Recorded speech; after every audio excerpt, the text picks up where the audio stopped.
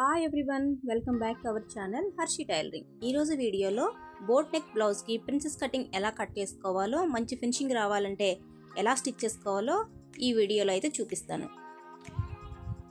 Princess cutting చేయడానికి నేను క్లాత్ని అయితే కట్ చేసుకుని ఒరిజినల్ క్లాత్ని అటాచ్మెంట్ అయితే చేసుకుని రెడీగా అయితే పెట్టుకున్నానండి.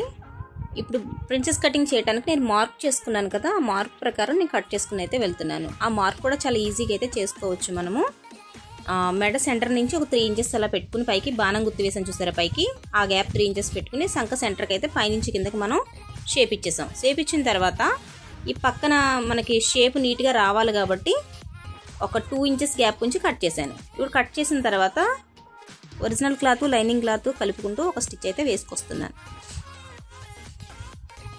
అలా వేసుకురావటం వల్ల రెండు సమానంగా వస్తాయి, పీచు కారకుండా పించ్ అనేది రాకుండా చాలా నీట్గా మంచి ఫినిషింగ్ అయితే వస్తుంది. ఇవి అద్దాలు ఉండటం వల్ల నేను మధ్య మధ్యలో తీసుకోవాల్సి వస్తుంది. నాకు సూదిలో వచ్చిందంటే మళ్ళీ సూది ఇరిగిపోతుంది కాబట్టి అద్దాలు అడ్డంగా ఉన్న అద్దాలు అయితే తీసేస్తున్నాను. నెక్స్ట్ ఈ పార్ట్ కూడా జాయింట్ అయితే తీసుకున్నాను. సేమ్ ఇది జాయింట్ చేసిన తర్వాత సంక దగ్గర నుంచి పాదం కచ్చర్స్ అయితే పెట్టుకుని సమానంగా స్టిచ్ అయితే ఒక వేసుకుని వచ్చేస్తున్నాను. 2 పార్ట్లు సమానంగా పట్టుకుని స్టిచ్ అయితే చేసుకోవాలి. సాగదీస్తే మళ్ళీ ఎగుడు దిగుడు అనేది వస్తుంది, షేప్ అనేది నీట్గా రాదు. రఫ్ లాక్కోవాలి ఇలాగా. నెక్స్ట్ సెకండ్ స్టిచ్ కూడా వేసుకోవాలి.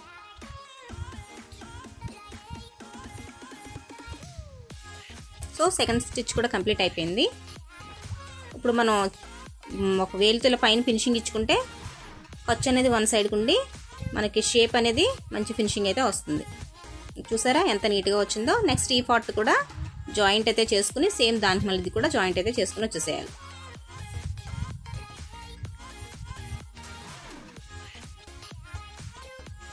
చాలా ఈజీ అండి ప్రిన్సెస్ కటింగ్, చూడటానికి కూడా మంచి లుక్ అయితే వస్తుంది. చాలాసార్లు కుట్టాను నాకు రావట్లేదు అనుకునే వాళ్ళు ఈ వీడియోని ఒకసారి చూడండి. చూసిన తర్వాత చాలా క్లియర్గా మీకే అర్థమవుతుంది ఎంత ఈజీ అనేది, మంచి షేప్ ఎలా వస్తుందో కూడా అర్థమవుతుంది. ఇది కూడా కంప్లీట్ అయింది. దీనికి కూడా సెకండ్ స్టిచ్ అయితే వేసుకోవాలి.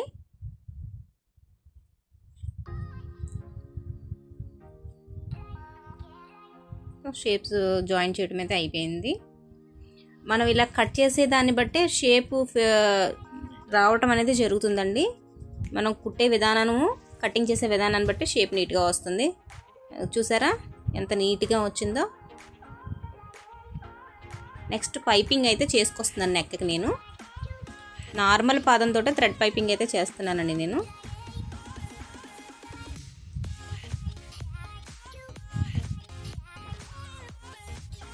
థ్రెడ్ మీదే కుట్టుకుని పాదం కొచ్చర్స్ పెట్టుకుని అయితే స్టిచ్ చేసుకుని అయితే వచ్చేసేయాలి. పైపింగ్ థ్రెడ్ అయితే ముడిపడింది, దాన్ని తీస్తున్నాను. అంటే పైపింగ్లో అడ్డొస్తే మళ్ళీ మనకి సన్నంగా రాకుండా కంప్లీట్ అయిపోయింది. మధ్య మధ్యలో చిన్న చిన్న టక్స్ అయితే ఇచ్చుకోవాలి. రౌండ్ బోట్ నెక్ కాబట్టి మనకి నీట్గా తిరగాలంటే మధ్య మధ్యలో టక్స్ ఇచ్చుకుంటే చుంచు అనేది రాకుండా నీట్గా తిరుగుతుంది.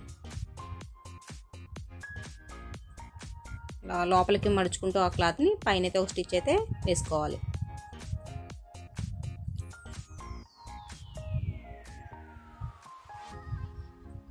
వారమ్మట వేసుకురావాలండి సింగిల్ కుట్టు.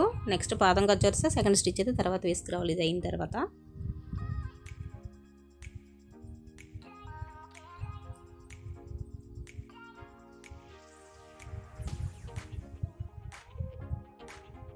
థ్రెడ్ ఎంత ఉందో అంత మట్టుకు మనం క్లాత్ మలుచుకుని లోపలికి నీట్గా సన్నగా వచ్చేటట్టు స్టిచ్ అయితే వేసుకొచ్చేసేయాలి. సింగిల్ స్టిచ్ అయితే అయిపోయింది. నెక్స్ట్ పాదం కచ్చర్స్ మనం సెకండ్ స్టిచ్ కూడా వేసుకొచ్చేసేయాలి. దాని పక్కనే పాదం కచ్చర్స్ వచ్చేటట్టు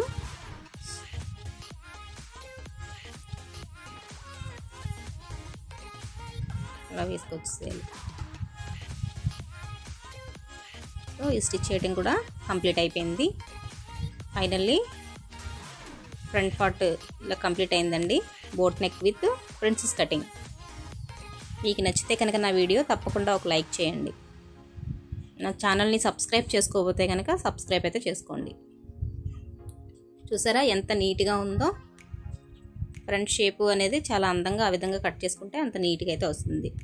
థ్యాంక్ యూ ఫర్ వాచింగ్.